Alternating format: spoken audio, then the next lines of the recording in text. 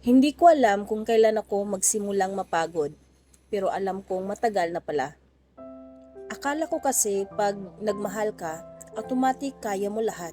Kaya mong umutindi, kaya mong magbigay, kaya mong magsakripisyo, lalo na kung lalaki ka.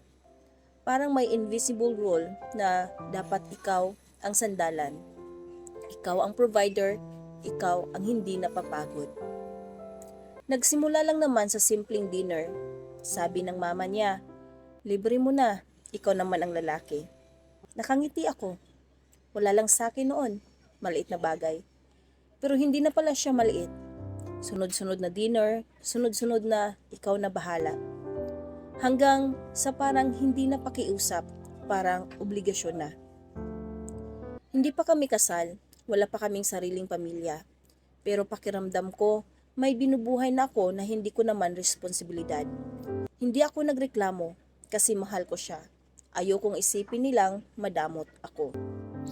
Pero minsan pag uwi ko, tahimik lang ako sa kwarto. Hindi dahil sa pera, kundi dahil sa pakiramdam na parang hindi ako partner. Parang ATM. Mas masakit pa doon, hindi niya napapansin, hindi niya tinatanong kung okay pa ba ako. Hindi niya sinasabing, salamat. Parang normal lang lahat. Ang hirap pala kapag nasanay silang kaya mo. Ang hirap kasi pag minsan gusto mong magpahinga, bigla kang magiging masama. Hindi ko kailangan ng engranding appreciation. Kahit simpleng, hindi mo obligasyon pero salamat, sapat na. Kahit maramdaman ko lang na hindi ako ginamit, na pinahalagahan ako hindi dahil sa kaya kong ibigay, kundi dahil sa kung sino ako.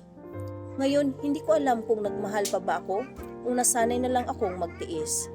Kung sakaling mabasa mo to, sana maintindihan mo, hindi ako napagod nagbigay. Hindi ako napagod magbigay. Napagod ako sa pakiramdam na wala akong choice kundi magbigay. Isang lalaking gustong mahalin, hindi lang maging sandalan.